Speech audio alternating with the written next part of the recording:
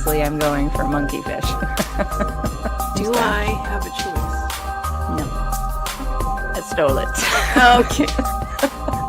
Oh, pendulous breast herself. I had to chase you through a cave. I know you do outside. And we're going to talk about how wrong you are after this.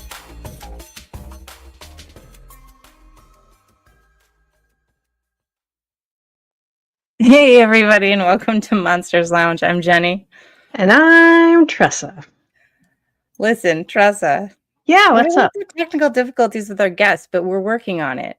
And yeah, so I thought that maybe we could talk about the weekend or anything else that might be happening. Oh, you mean like... What's new and strange on TikTok this week? Ghosts and shadows that make your heart beat. Videos that twist and bend your mind. Secrets in the frame that you gotta find. Wow, so good. Listen, I'm amazing at these things.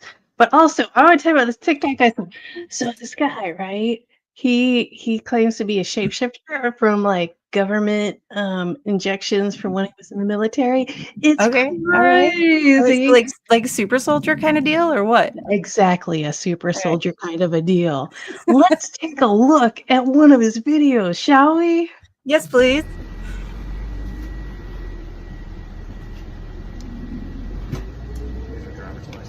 Thanks. It's only like a minute and a half. I'll probably cut it off. What?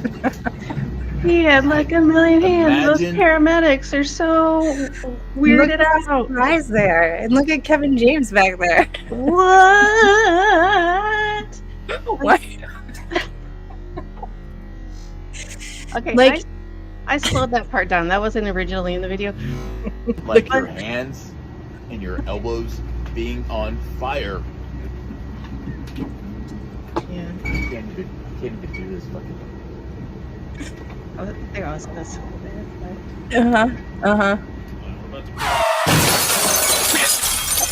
And like comics, and somebody plowed into the ambulance, and it threw one of the paramedics that I think is a new paramedic and twisted his head backwards and made one of his pant legs like squirt. It's crazy. I'm sorry, so I'm gonna cut you off. But if you want to go check it out, check it out. Whatever. But wow, he shapeshifted in front of all of us, you and me, and whoever happened to see this visually. I really wanted that to be real because it's weird. I know. How many followers does this guy have? I don't know. I don't look at details. Like this is well, we need details like that because I need to know if we need to start making weird AI videos. Obviously, we do. Obviously, yes, we do need to do that. We really need to get on that. Fair. His account had a lot. I think he might have had bits and pieces of a documentary about how he's a super soldier, but also. Wait. Yes. Question in the front. Yes, I have a question. Yes. So, if videos from a documentary about him being a super soldier that I'm assuming he made. I'm right? assuming. Okay. I didn't get a filmmaker credit. Yes, in the front. Did you get the name of this documentary? Because I feel as if I might want to watch it. Oh, I thought you were going to come up with a name. No, but I could. Yeah, so could I. I'm pretty sure it's called I'm a Super Cool Super Soldier. I don't know for sure if that's right, though. I feel like that sounds like a very serious and professional title. So yes, which would only make sense. He also, to be fair, had a lot of ads for what I think might be a novel he's writing about mermaids and stuff that have a lot of AI animation. So I don't know. I don't know if he has any sort of practice in making AI videos. So what did the mermaids look like in his little AI videos? Were they like your typical? Yeah. They weren't monkeyfish. They were Ariel, gorgeous men and women of the sea. See, I don't know who came up with this. This doesn't make any sense. Well, people that want to believe that they could do some marital things with them. That's who. I said marital things. First, And Christopher Columbus. That's who. I have so many more questions that just keep happening from questions that I've just asked. Listen, we're not going to get into the story about Christopher Columbus. Why? It's so funny. It is so funny, but it's not funny. particularly validated, and I feel like it kind of goes against. Well, what a great guy he is. Okay, Jenny, settle down. I mean, I am a big fan. Yeah. But I believe, yeah. Anyway, long story short, I feel like the aquatic ape is probably our best idea of what happened to the mermaid. And if there was a mermaid, it would not look anything like anything you would want to meet. No, ever. it'd be terrifying. It would be terrifying, and it would probably eat you, is my best guess as well. We look delicious. Well, yeah, you really do. Thank you. We also looked fantastic at the masquerade ball at the Gettysburg. Oh, I wish I had pictures to post right now, but I didn't think about it. Neither did I. We'll have those out at some point. Listen, that guy had so many fingers. I had to get that down. Right. Yeah, so many fingers. So many. But that's more of a reason to follow us on our social medias. Is to see delightful pictures of us and our activities. Tressa, is our guest here? He sure is. That's wonderful. Then I can go ahead and introduce him. I can now talk more about marital relations with monkeyfish if you want. Monkeyfish? You know, mermaids. Yeah, right. Oh yeah, I'm going with monkeyfish. Yes, come on. Yeah, all right. I'm all caught up. Listen, there's been a lot going on in this first 10 minutes. Yeah, there has. It's not my fault. So we've been around this guy for a couple years now at various conferences. He is just a delight of a human being. A lot of fun to be around. So Scotty Rorek. I know his name and I still messed it up. Listen, it's an homage now. If you don't do it, it's an I don't care. Yeah. If I don't mess up your name, it's just frankly not that important.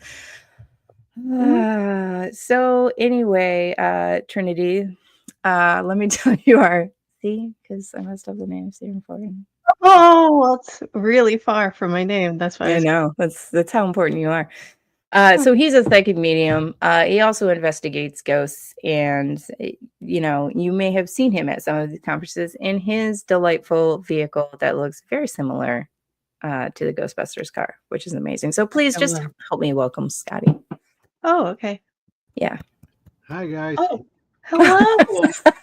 Hi. This is my stand-up background, so it's really good. Yeah.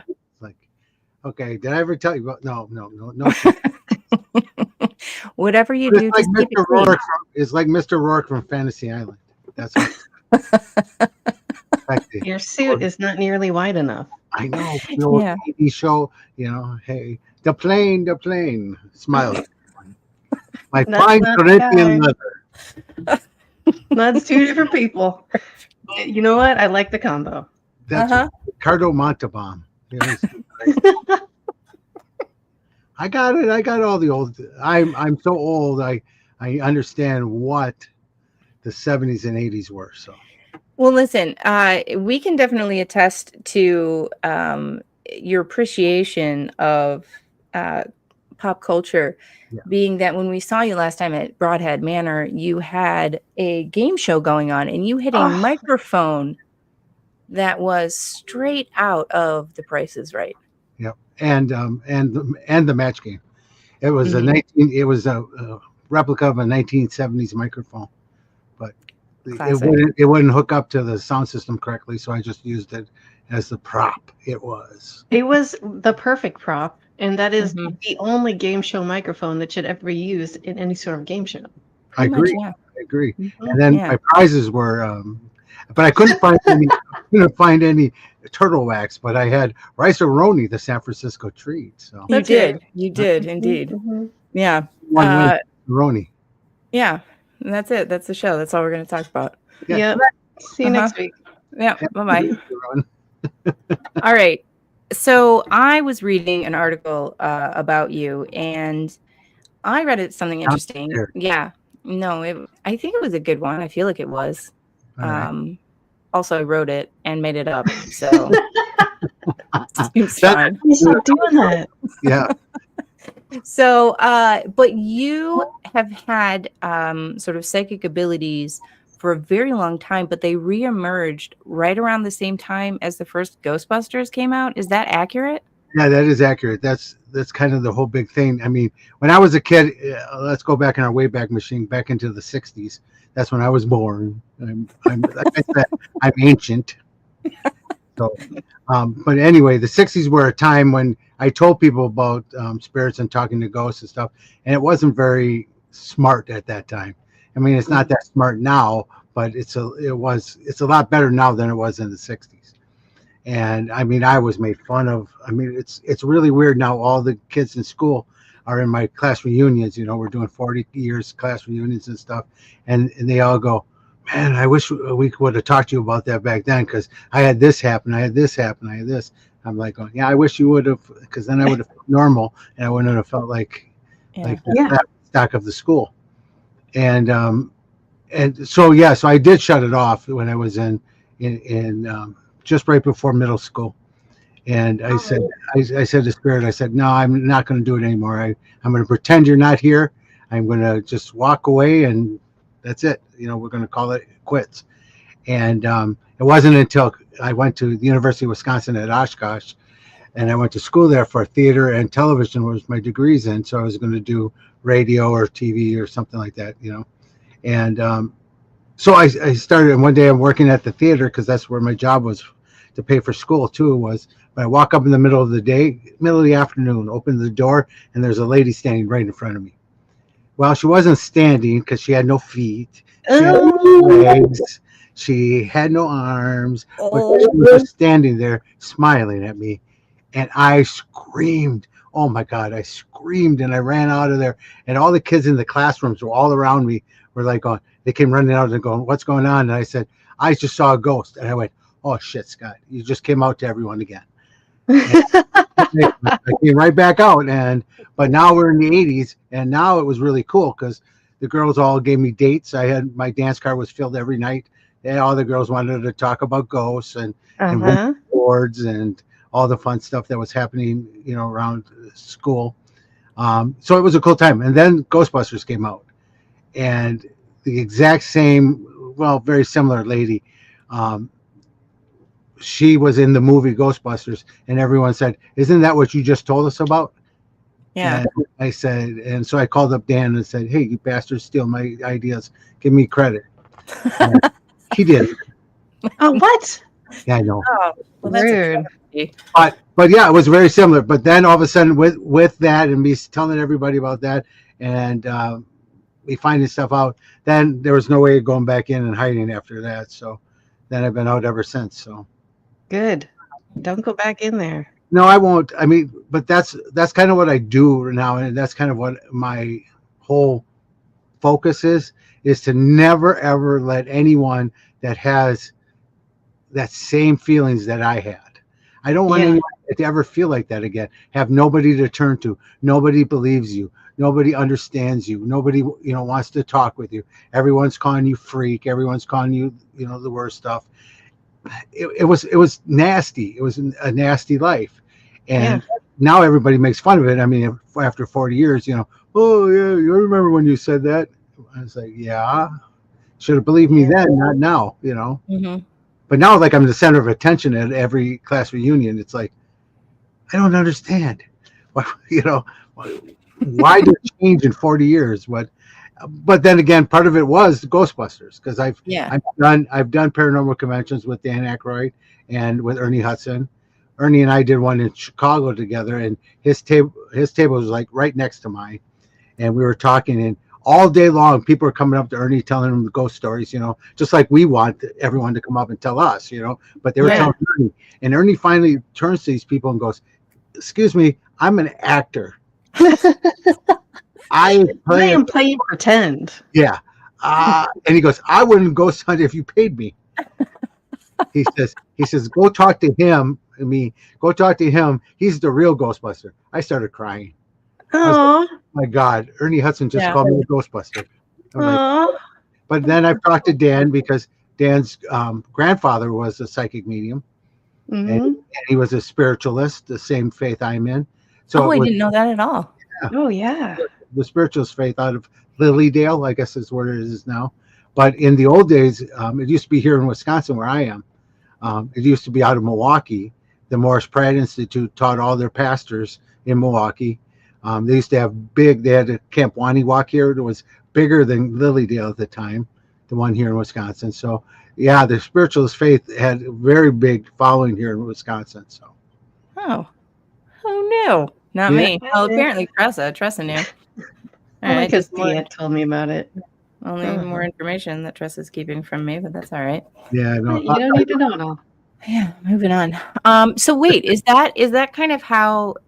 Because we talked to a lot of mediums, and the way that spirits come across to them is always so fascinating to me, right? Because some people hear voices, some people write, some people see just like flashes of pictures. Do you see like full on apparitions? I do. Okay. And I hear clearly. They speak to me like we're speaking to each other tonight. It's just, and I mean, I've done a lot of practice, but I've also done ayahuasca. Ever hear of ayahuasca? Oh yeah. No, what's that? Ayahuasca is no, I'm just kidding. Oh, you do know it? Okay. Yeah, I do. Probably the coolest journey I have ever went on in my life. It was just amazing. Yeah, I mean, when I went, it was a 2-night journey, and the first wait, night. Wait. 2-night journey meaning you did it once every night, or it lasted that long? No, once every night. Okay, you just scared the hell out of me. Yeah, I wouldn't. My wife, she ended up being in a lot longer than most people. She was down for probably close to 10 hours. Oh my God. That is a long time to be. I was only under like somewhere at 5 or 6, but yeah. Yeah. Even that seems like a lot for how intense it is. It's very intense. And I went into it like, oh, I'm a psychic medium. I'm good. Hey. Listen, I talk to ghosts like no big thing. I'm good. Everything's good. I'm going to be great. That night was the worst night of my life. Oh no. Gosh, it was the worst effing night ever. Well, obviously we want to hear about it. Obviously. Okay, so we take our dose and then we go under. It was funny because the group I did was out of Kentucky. He was the one that had that show on TV.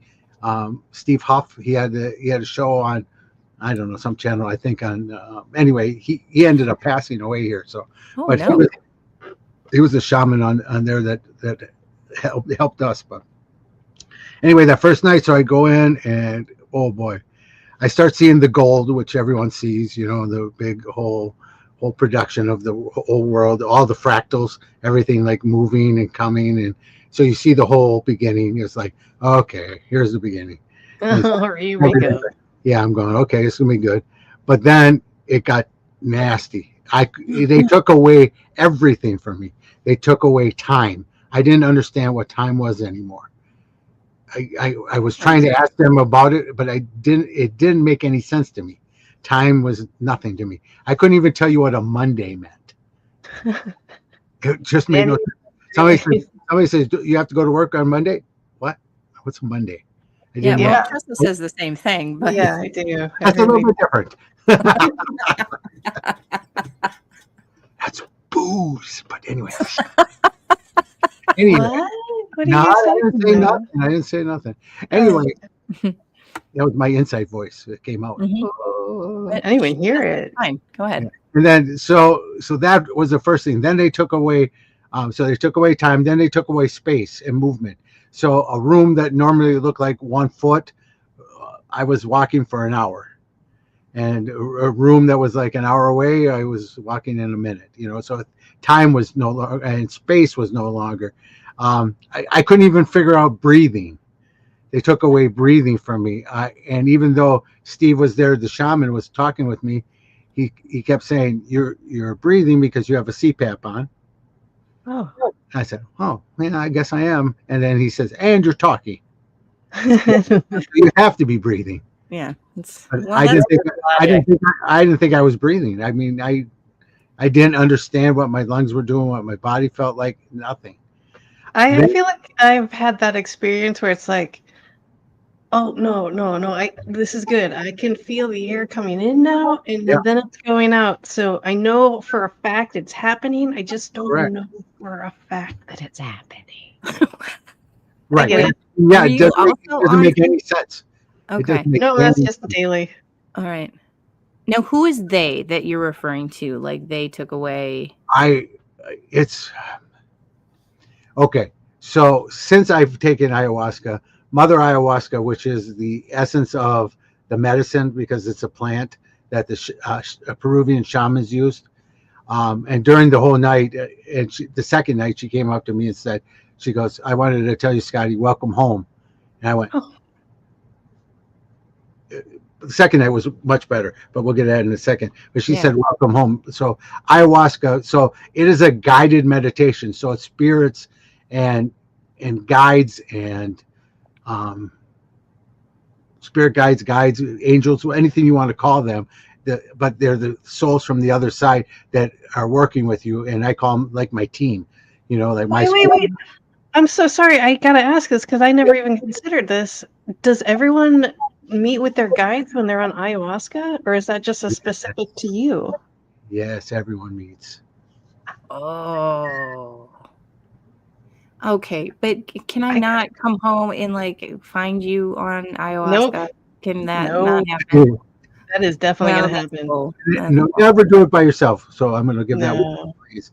And have somebody specific that knows the journey process, and that could be there. What if? I'm just kidding.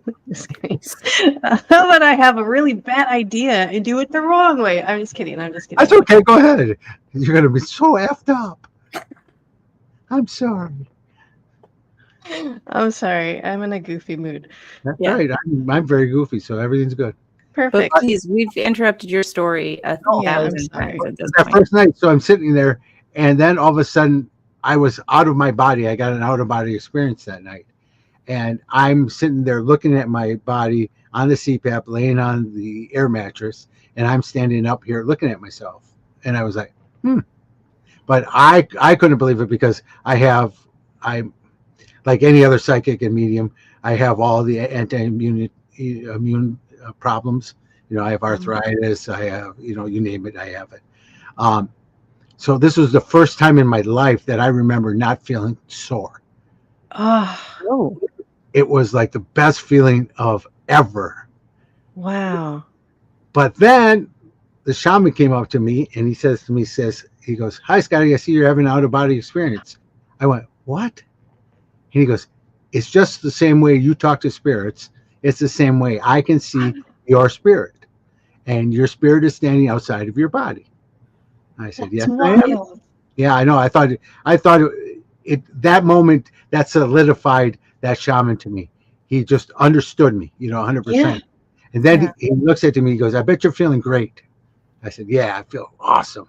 He goes, yeah, here's the bad news. You're going back into your body. No. No effing way. I was mad. I was peeved. He ended up grabbing another shaman, and they took my spirit and my body. It was kind of like that movie Ghosts. Remember that? Yeah. Where Whoopi Goldberg goes back into the body, goes like that. That's what it was. I felt this whoosh. And I'm back, and I wake up and I start screaming at them. I go, "What the hell did you guys do?" I was so mad. And then of course all the pain was back, everything was back. And he goes, that's what the other side is. At least you have something to look forward to. Yes. Yeah, but I'm here again. Yeah, I'm here. So yeah. And then but that night just was really bad. I mean, I didn't throw up either night, but Everybody else was doing around me, you know, we were puking and releasing, and I didn't. But the second night was amazing in the fact, first of all, I wasn't going to do it. I Hold booked up, Scotty. Yeah. Scotty, I'm sorry. I don't mean to interrupt you, but I want to hear about the second night right after this message. For those of you naysayers, I want you to know how much I appreciate how many of you grabbed a hold of my small package after last week's show. It is out and available. You can get both of my books, The Other Side, A Guide to the Paranormal and Ghost Hunting, and my brand new book, Theater of the Mind, Tales from the Darkness. Both books are out. One, of course, kind of a how-to ghost hunt book, and the other story book of strange supernatural occurrences all around the world. You can get your hand on my small package by just ordering it right off of my website. You can go right to paranormal60.com, scroll down on the front page there, or go to the shop and scroll down and you'll see our book bundle. And I was so humbled by the fact of how many men put their hands on my small package at the end of last week's show and bought it. It was great. It made me feel loved and wanted. I'm not going to lie. I felt kind of creepy after I touched the small package. You should have. I was like, I need a compilation of all the responses after that commercial. Seriously, though. Yeah. Small package, yeah. We'll get on that. He talked about it at the game show last week too. Yeah. Yeah, he did. He totally did. About that. All right, back to it. Let's hear more. Anyway, so the second day, the morning, I wake up in the morning and I'm done. I'm ready to pack up and go home. So I ended up looking around for a hotel for the night because my wife wasn't going to go. My son wasn't going to go. I mean, with me, they were just going to the second night. And I was like, no way in hell. It wasn't until the exact moment before that second night we took the dose that I finally decided to stay.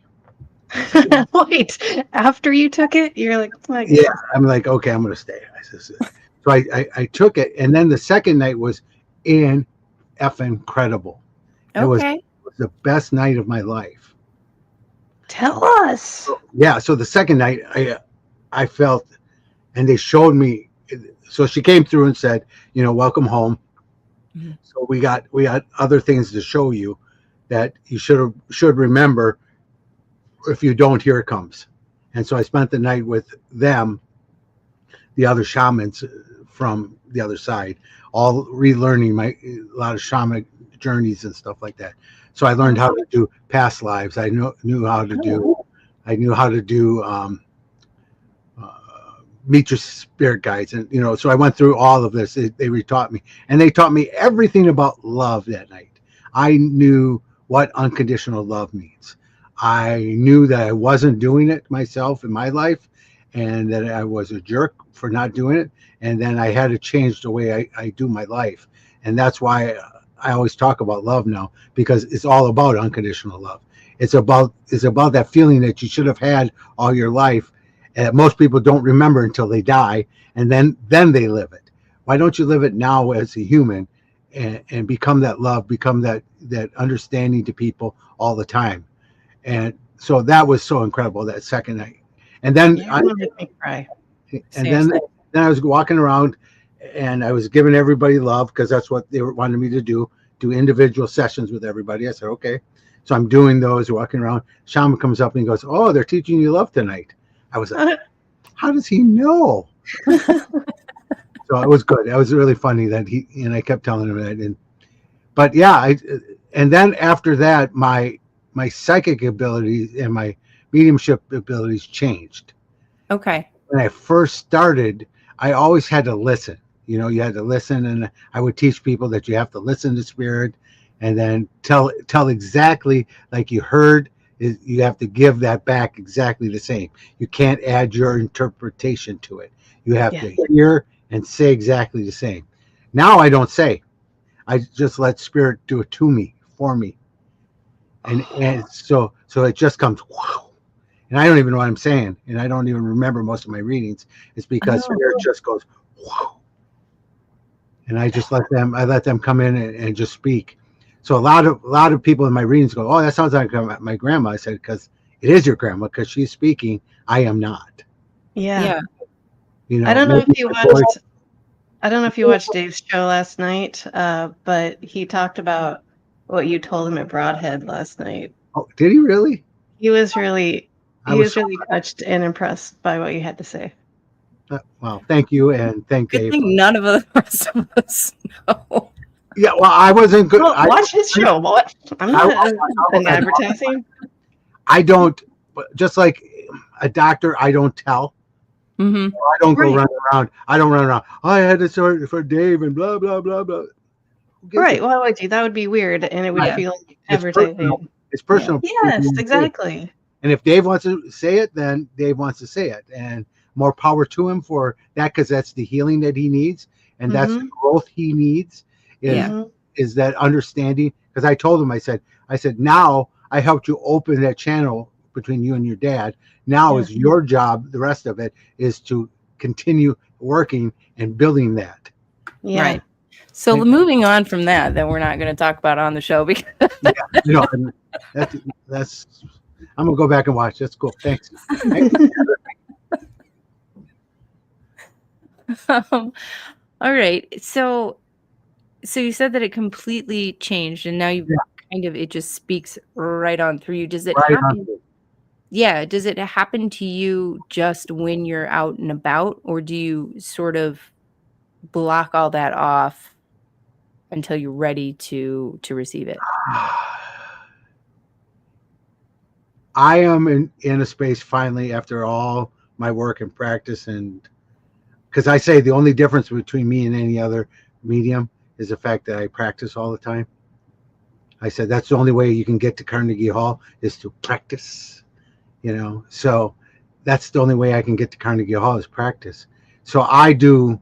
There is a fine line, and you guys are actually one of the specials in my fine line, is because at 9 o'clock at night, Hogan's Heroes comes on Me TV.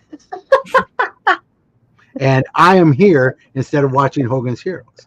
So you guys have made the top of my list. See how much I praise you guys? Because you let me break Hogan's Heroes just for you. Listen, that means so much. Yes. And I'm gonna. But it's my break, because all spirits know they can talk to me anytime I wake up in the morning from 7 o'clock in the morning until I go to bed at Hogan's Heroes. Do they have boundaries? Are they always talking to you all the time, or are they like, oh, he's eating lunch, he wants to be alone? If it's between 7 and 9 p.m., they're talking to me. Oh, wow. It feels like that's not a good boundary. I don't know. It works out for me. But at 9 o'clock, when the Hogan's Heroes theme comes on, they know. Like, oh, nope. He'll get pissy and he'll be all done. Yeah, but it's true. It works. But when I was a young kid back in, let's go back way back, machine back into the 70s, you know, so I'm like 5-6 years old. One night I'm at home and the spirits would come in to my room. I used to live in this ranch, and I used to live last bedroom down on the left. And if I left my door open at night, spirits would come in and talk with me. One night I shut my door and nobody came in. I went, huh. So the next night I opened the door, and all of a sudden everybody's back and talking to me again. So I said, okay, let me try one more time. I shut the door and nobody came. And I kept my door shut for a couple nights and nobody came. So I was like, oh, okay. So that's kind of a boundary that I found out that I had with spirit. And they understood it. Very funny boundary for a ghost. Isn't it? Do you think? Yeah. Do you think it had more to do with like what was going on in your mind? Like, yes. Just because like maybe that had been established like in your childhood, like if you needed a timeout, like door was closed or something. Right. And what was the door made out of specifically? Was it candy? Particle board, and it was hollow. It was a hollow inset particle board door. Yep. It was made in the 70s. There you go. That you could kick when you got mad, and it left big things in it. Oh, and, yep. Yep. That's what the door was. Yeah. It was white and beautiful. Yeah. Then my crayons were all over it. So. Oh, of course. Yeah. So wait, hold on. It's past 9 right now. See? But they have that boundary. Yeah. But you're not watching Hogan's Heroes. So well, it's are they all creeping? What's that? It's on in the background, so it's actually here, so they know it's still going on, even though I'm talking to you. Right. Very nice. So no one's telling you all of Jenny's secrets, then, is what you're saying. Yeah, I got those when I saw you guys in Broadheads. So. It works a lot better in person than it does. That's awkward. So yeah. So do you think that door was created like in your head then, and that's yes, I do. Okay. But it's the same idea though that I teach now to my students is the fact there has to be some kind of boundary you set. You can't be open all the time. You can't be there. You can be as dumb as me with Hogan's Heroes, or you can actually have a door, whatever. But you have to set it so the spirits know what is your boundaries. If you want less time, okay, I'm only going to do 7 to noon, and then 5 to 9. That's the only time you can talk to me. Well, that's your time then, if that feels good to you. But to me, I don't care. I'm happy to have you all day. So let's go there and do it. But the thing is that boundary is what's important to set. Yeah. So I have a question, and it might be, well, it probably is going to be fairly obvious or something. But so you get spirits that talk to you and give you messages and things like that. Yeah. Do you make an effort to go find the people who those messages might be for, or do you just tune in when somebody's like in front of you to like those specific messages? Does that make sense? Does that question? It makes definite sense. I don't seek out unless spirit. Okay, first of all, there's the difference between spirit and ghosts. So we'll go there. A spirit is someone who's passed and crossed all the way over. Okay, and is like back for visitation. Yeah. Okay. Somebody went to heaven but still coming back. Like my dad, he crossed over and he comes back all the time. Yeah, so that's somebody's crossed over. A ghost is someone who's died but hasn't crossed over. Okay. They're still here in the earth realm, and they're still the ones that have the earth emotions. So that's why they can be mad and pissy and all the other type of emotions, is because they still have them because they're still living here. Okay. I feel like people tell me that and I read it and then I forget it by the next. I was just about to say that exact same thing. So yeah. Fair. So that's why, for paranormal investigators, is what I teach all the time. If you're feeling a spirit that's totally pissed off, then it's a ghost. Okay. But here's the other thing. So in readings, it's a little different. And now if you're a medium and you want to do readings with this, it's a little different, because if your dad was, can I swear on the show or no? No, not so much. Okay. If your dad was a jerk, see, I can say clean. Yeah, that's good. If your dad was a jerk and abused you and did all kinds of crap to you, then your first reading with him, he'll come through that way. Because if he came through the way he's now, understanding of love and stuff, you would have no idea who the hell I was talking about. Yeah. Okay. Like, oh, that's not my dad. My dad would never would say that. Yeah, he wouldn't. But now that he's with God, of course he's going to. Yeah, that makes sense. He's crossed over and he's of love and everything. Of course he's going to be that way. But he's still going to come across until you understand that it's really him. Okay. Is there a disclaimer? Is he in the dad situation? He's like, listen, I'm going to be who I was, a real jerk. But next time, I'm going to be real nice and let you know how much I love you. Yeah. Or is it just like a switch over? No, it really is that way. And that's, as a medium, that's what I have to understand. I have to understand that he's, or first of all, I got to understand that he's crossed all the way over. And when that is the case, I know he's of love. So if he's trying to come across mean and stuff, I'm like, okay, not funny, but I'll take it because that's what you're in life. Good joke. Yeah, thanks. But the more, but see, that's unfortunately, a lot of mediums don't take time to figure all that out. They want to spend the time. They want to spend the time. Oh, the guy's a jerk, so he's the demon. Right. Everybody settle down. No. Go watch another show on whatever that station is. The one where he hits himself with a rake. Yeah, that guy. I Did you ever see him hit himself with a rake? I'm not saying his name, but no. there was a rake there, and he stepped on it, and the rake went out. It was like Three Stooges. I Are you thought. talking about Sideshow Bob? Or Wile E. Coyote? Like, If you want to call him that, yeah, that would be his name.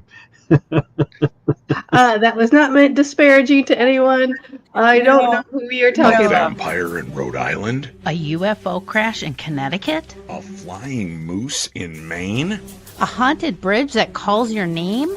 New England is weird. Really weird. Wicked Strange by Jeff Belanger and Frank Grace is your ticket to the bizarre. Ghosts, monsters, urban legends, and roadside oddities you won't believe until you see them. So pre-order now on Amazon. It drops September 2nd. Assuming the Black Dog of West Peak doesn't get you first. Let's get strange. Wicked Strange. Pre-order your copy now on Amazon. okay, that was a great segue. Tressa, well done. You. Well done. The non There's a lot of weird stuff that happens in Wisconsin, so I'm not gonna. Wisconsin's wild. Yeah, it's Yeah. a weird place to be. It is. It really is. I was really Lots of surprised. Kurds. Let's go All right. away. So after the rake thing, I don't even remember where we were at. Oh, we were talking about if you go look for people who get the messages. So, like, I was at a theme park, and I had a spirit come up to me, and he was telling me, "Hey, you got to go talk to my cousin." I said, "No, I don't, but I'm busy. yeah. I'm in I'm line with him. online. He's walking by, and I'm like, you got to talk to my cousin. He's right there. You got to tell him." And I said, "Okay." I said, "I'll give you a deal. I will talk to him if you can get him to say hi to me." Nice. Oh, Did okay. it work? Did he do it? He goes, "He won't listen to me." I said, and I don't know where he is in his. I said to the spirit, I really don't know where he is in his healing, his understanding, his acceptance of this. So why would I go after him if, Right. I mean, the other one that's on TV, when she comes into a grocery store, they go around to have everyone sign a waiver, and she gets the ones that she will only go to the ones that have waivers signed. So it's Right. not give a reading to them, which is a great way to do it. I Right. think that's wonderful. Yeah, But- you need a PA that will go around having people sign waivers, and then you can do that. Yeah, Then you don't I'll- want to I'll be blind more them. happy because but Yeah. I don't want his cousin to come up Mm-mm. and punch the heck out of me because he wasn't ready for this. He didn't understand it, and he doesn't know why this white guy is coming up to him to tell him about his cousin. Right. Right, Well, and yeah, that you could also be- don't want to blindside somebody with grief. Right, that's traumatizing. Some Right. speaker comes up to you and tells you some really deep stuff. Ooh, no, thank you. My wife and I fight about this a lot because she always goes, "Why don't you go tell him?" No, I am Yeah. not until they understand. Or that's why I always say, if they understand me or want to talk to me, then go right ahead. I'm open, and I will give you whatever I have. If you are under the assumption and want to talk to me about it, then great. But Yeah. I'm not going to blindside anyone because somebody came to me and wanted me to speak to you. No, that's rude. Yeah. I agree. I'm like, no, that's not right. Yeah, Mhm. I respect that. But yes, no, I don't go chasing because that's not right. But Okay. if I find out that somebody came to me because they saw somebody and that somebody, sure, I'll do it then. Or I'll help find missing persons. Or Ooh, tell me about that. I had one where I got called, and the only thing I can say is it was in Ohio. And they asked me where it was, and I said Ohio, and they said, "Yep, you're right." And I said, "So we're going to be cadaver dogs, right?" They go, "Yeah, we don't know if he's passed." I said, "He's passed, so Yeah. we'll be cadaver dogs." And they asked me, "Okay, then go on a map and find it for us. We don't know where he is. Could be anywhere in the state of Ohio." I came back. I had a bridge, and I said, "He's right there at the bridge." Yeah. And they actually found him 1 mile from where I pointed. And it was because he was in the river and it flowed in that direction. Yeah. So So- did they approach you for help with the Yeah. case? Yeah, it was somebody that knew me, whose, I think it was cousin, friend, somebody like that, was missing. Okay. And they knew I understood this and I would do this, and they called me up and said, "Hey, can you help?" Sure, I'm going to help. But I said, I don't. My biggest thing is, if anyone has that wants me to help, make sure it's early, because I wanted to help somebody. I actually found somebody, one, and so I will give myself credit for that. I've only done like 6 cases, so it's not like, like some other guys have done thousands. I've only done 6 cases, and out of the 6, I didn't find one. I found all of them, and one alive. Oh, that's amazing. Yeah, it was a girl who was with somebody that she shouldn't have been, and the police would always call me, and I was a half hour behind. They get to the place where I tell them to go, and they got the description, and I gave them the descriptions, and they said, "Yeah, she was here a half hour ago." And it happened 3 times in a row. And I was so mad. I just went up to Spirit and I said, "What the living F are you doing to me?" I know time does not exist for you guys, but it does down here. Can you help me out a little bit better? Yeah. I said, "Can we jump ahead an hour and you tell me where they're going?" Yeah. And so when I started talking that way, then we did, and we found that they were going to the Denver airport. And so I sent them to the Denver airport, and they found her. Oh my God. Wow. Yeah. So that was a good one. Yeah, that's incredible. But still, I'm happy that we found her and helped her get back to her parents. So that was good. The rest and one I didn't find because their body was in the ocean, and you're never going to find a body. Yeah, you're not going to find something. No, that's gone. No, that's gone. Yeah. So you won't find them there. So I was like, oh, okay. So, but all the other ones, we found their bodies. So, I mean, I'm getting the feeling you have a Brazilian amount of, sorry. Brazilian. I waxed down there, so I'm pretty good now. Oh, nice. Yeah, thanks. Smooth. I have a feeling you have a bunch of stories that you are just amazing. Do you have any that you don't get to tell that often that you really like? Ooh, yeah. Good question, Tressa. Oh, that's a good one. Now, I try to be as upfront with everybody. I mean, one I never talked to, and I need to, Richard, what's his last name? Estep? Yeah. He always does this stuff about Fox Hollow Farms. Yeah. Yeah, I was there at Fox Hollow Farms before he was. Oh, really? Yeah, and I want to sit down with him someday and talk to him. So he helped me last year right before I had my quadruple bypass surgery. Yeah. We were doing that paranormal, whatever show they do out there, and he was there with me, and we were doing the ghost hunt that night, and I was like, ooh, and I felt bad. He goes, "Sit down," and then less than a week later, I was in the hospital having surgery. So, wow, yeah. So I had all. You in the hospital? I was in the hospital for 3 months. Estep put you in the hospital? Yeah, it's his fault. But I ended up thanking him for helping me understand what was going on. Yeah. So I mean, my Widowmaker was 100% blocked. My other one was 100% blocked. My other one was 90, and my other one was 80. How did you even listen? Right. That's what everyone said, and this is the story I want to tell, because somebody in the spirit world, or multiple spirits, did something that my doctor, who's rated like one of the best in the Midwest, because we have the University of Wisconsin at Madison, and so we go to UW Wisconsin hospitals, and he is ranked higher than anyone at the Mayo Clinic anywhere. I mean, he's one of the best heart surgeons ever. And I was like, yeah, I'll wait for him. Being scared and afraid, I'm like going, no, I want the best. Yeah. And I got the best.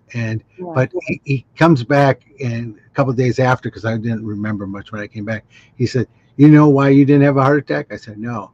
He said, "Your Widowmaker actually grew 3 little valves or veins itself, and was pumping blood out of it to keep you enough to alive until you had your surgery. Like you were telling me that the other day, and it's incredible. Yeah. He goes, I've never, ever, ever heard of that. Yeah. The fact that that man of all people has never even heard of that is insane. It just doesn't happen. You just don't grow veins because it doesn't. Well, apparently you doesn't work. specifically do. Yeah. I'm Palladian. Good Lord, the human body is amazing. It is. It's freaking incredible. But Spirit had to do something with it because they had to have me in their sights, because for that to happen and not to just block and kill you like most any other ones do. Yeah. Yeah. Yours just goes. So that's the one I like to say, because somebody on the other side, and none of them are taking credit for it, which they don't do. Right. It's just not played that way, Yeah. Sure. But Fox Hollow Farms is another good one. So I went there, and unfortunately, they wanted me to be a cadaver dog, finding more of the bodies at pieces. Found a few, but. Yeah, I saw his presentation in Missouri, SDEP's presentation. I met Herb Baumeister, the spirit. Oh. He's a jerk. What? Yeah, he's still a jerk because he hasn't crossed over. And he's keeping a lot of the spirit of the men he killed there. That's not fair. That shouldn't be something that should happen. No, but it does, because we all have free will, and if we believe we're crap, we're not going to cross over. Yeah. Or if we believe that there is no other side and we're going to be judged beforehand and sent to hell, then we're not going to cross over, even though there is no hell and there is no that type of judgment. But hypothetically, what if we believe that we will cross over and there is no hell, but also that we are crap? What happens? Well, I believe I'm crap myself, so Good Lord. Hypothetically, you still cross over, but once you get over, then you'll understand what love is, because the spirits from the other side, not the ghosts, spirits from the other side, will treat you well and give you the love that you always should have had, and people should have respected you the way they wanted to. So in the end, you're going to grow, and you're going to be stronger and healthier for your next life. What? Yeah. No. What now? There's going to be 1,000 hypotheticals. Yeah. Come on, bring them on. I got answers. All right. What's your next? What one? I was going to say is more. What I was going to say is what a delightful way to end this episode, you jerks. Scotty, please tell us what you've got going on coming up and all of that and where to find you. I am actually at the Palmer House this weekend. Oh. Starting Friday night and Saturday night, I'm doing with Tim Miley. We're doing a Autographs for Pooches event at the Palmer House. Tim Dennis, you guys know Tim. Yeah. It's just Tim, and myself for the weekend. So we're doing panel discussions at night. We're doing ghost hunts, and then we're going to meet and sing karaoke at the bar. So that's fantastic. Now, are you going to be at the Great Lakes Paracon this year? I am not. Oh, no. No. I'm in town, so if you guys are in town, let me know. Right on. For sure. Keep being that much. Yeah. But no, and then right now we're done with doing most of our ghost hunts as cosplay with our Ghostbusters. Okay. Which we do. So we do that a lot. For the season? You mean? No, just for the time, because we're very busy during the 4th. We do a lot of parades, and then we do a lot of stuff coming around in the fall. So nice. Hiatus, if you will. Yeah. But yeah, come out to the Palmer House this weekend. Yes, everybody go to the Palmer House. It's fantastic there, I hear. We have 7 tickets left, and then we're sold out. So it's going to be a great weekend. Yeah. And where can people find you? Anything with Scotty Rorek. You see my name right there? Just spell it that way. On you name it, from whatever that new thing is, blue sky, blue tarp, blue, whatever.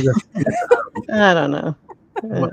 Anything from that on, you just go to any social media, type Scotty Rorek, and that's me, or somebody thinking like to be me and telling you to take readings from me and I don't solicit like that. So if you ever get something like that, that's not me. Oh yeah, no, and listen, everybody, if you get an email or a text or whatever from someone offering a reading, that's not real. You have to contact those people. Yeah. I felt like I had a question, but I don't think I do. Oh, I Scotty, have this is a pleasure. Yeah, it really And was. this is my first time. I know. I know. Stick around for a couple of minutes after the end here, so we can say good night and everything. Meanwhile, this upcoming weekend, I'm going to be at the Bigfoot Minicon. Oh yeah, that's Bowling Green, Kentucky. Yeah, that looks really cool. Yeah. So if anybody happens to see me, say hello, please. That would be delightful. Yeah, and then I'm going to hang out in Mammoth Cave and find out all kinds Mammoth of Cave is amazing. Right. I'm so excited. Coolest place in the world. I love it. So excited. I hope you have a good time. Okay. Again, thank you so much for joining us, everybody else. Check out our socials. Go to monstersoundpodcast.com. Email us or check out our links or our merch or whatever. And it was so lovely that you came to join us. And thanks again for joining us. I'm trying. I'm struggling. I love it. I love it so much. The Monsters Lounge.